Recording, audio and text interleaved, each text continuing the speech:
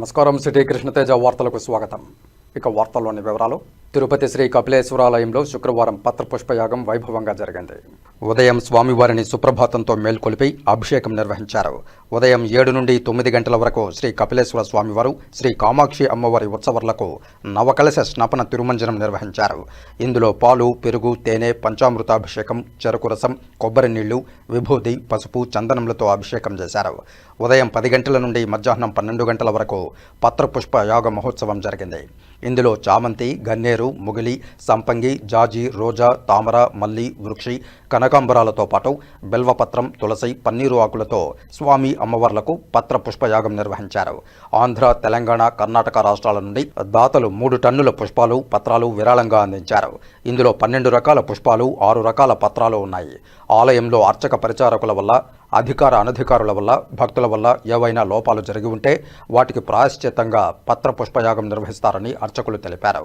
ఈ కార్యక్రమంలో ఆలయ డిప్యూటీ ఓ Nagaratnam, garden deputy director Srinivasulu, superintendent Chandrasekhar, విశేష సంఖ్యలో భక్తులు పాల్గొన్నారు.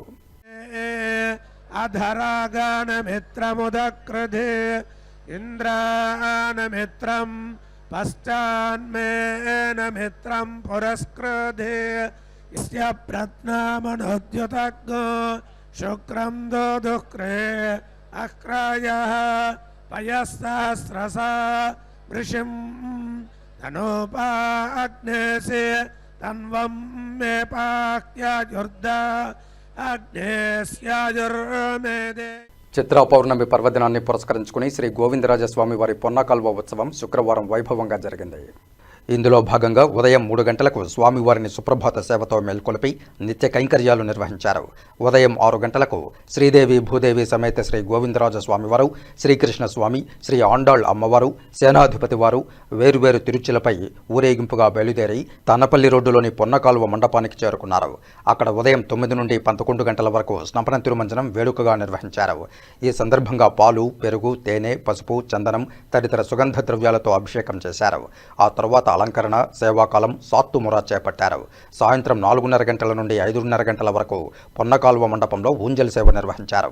సాయంత్రం 5:30 గంటలకు అక్కడి నుండి బయలుదేరి తిరుచానూరు సన్నిధి వీధి గుండా శ్రీ పద్మావతి అమ్మవారి ఆలయం ముందుకు చేరుకునే సమయంలో అక్కడ మహద్వారం యొక్క తలుపును మూసివేశారు.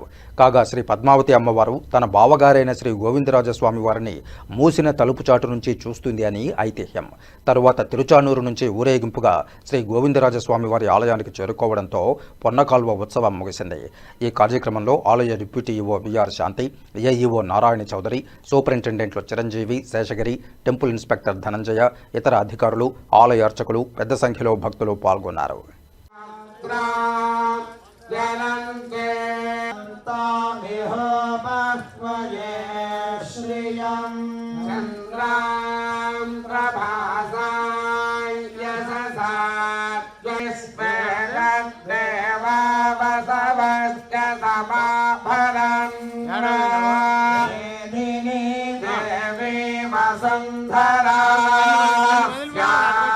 వసుధా దేవి వాసవి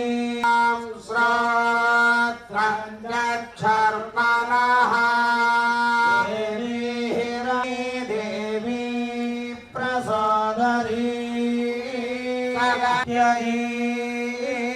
మహోధరణే మహోవ్యధిష్ఠానే విభిషణే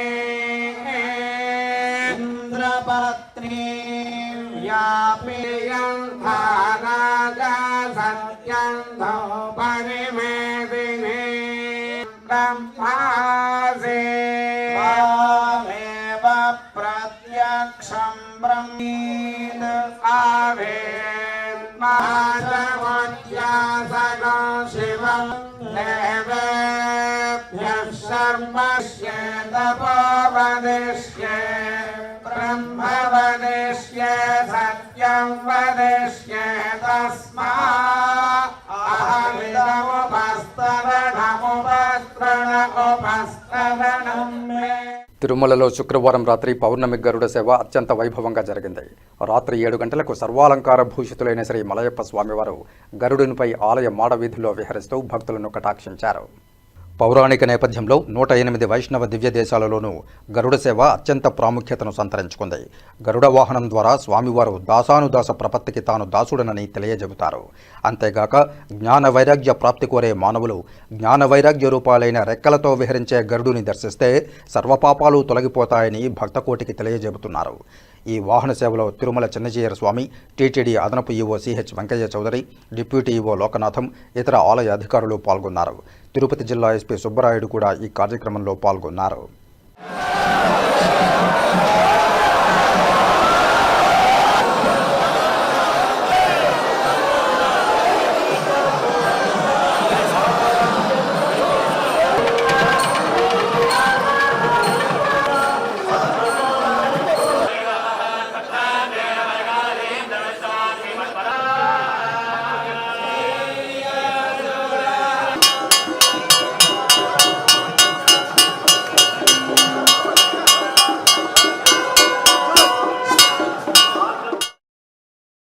ఇప్పుడు కాసేపు ప్రకటనలు.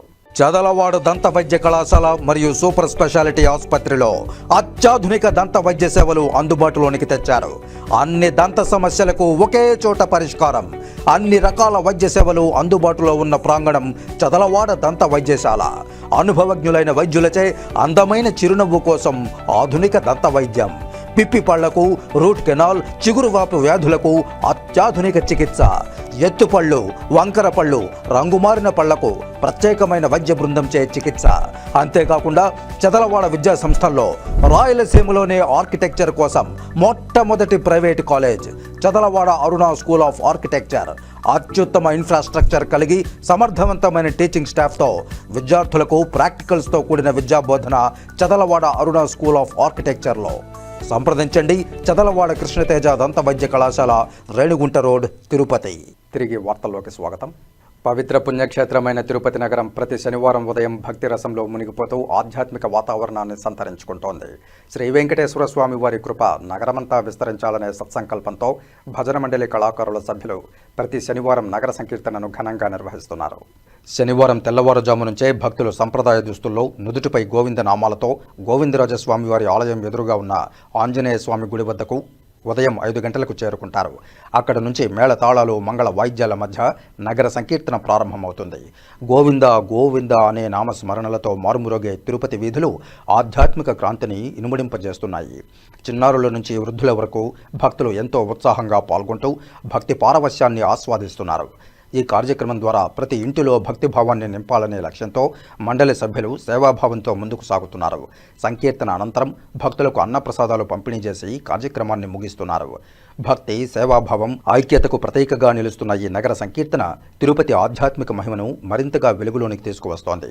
ఈ కార్యక్రమంలో నగర సంకీర్తన మండలి సభ్యులు మునిప్పగారి మునినాథరెడ్డి, వాసుదేవరెడ్డి, గుండాల గోపీనాథరెడ్డి, విశ్రాంత ఉపాధ్యాయులు విజయభాస్కర్ రెడ్డి, అన్నూరు మునిరత్నమాచారి, పురుషోత్తం యాదవ్, మిట్టపల్లి బ్రహ్మానందం, కన్నెప్పగారి కేశవులరెడ్డి, నాగేశ్వరరెడ్డి, రాజేంద్రన్, సుధాకర్ చౌదరి, తొండమనాటి సుబ్రహ్మణ్యం రెడ్డి, అరుణమ్మ, జయమ్మ, విజయకుమారి, అమరావతి, రేవతి, ఉమా, జి పద్మ, వై పద్మావతి, ధనమ్మ, శ్రావణి, నాగరాజమ్మ, కళ్యాణి, సుశీలమ్మ తదితరులు పాల్గొన్నారు.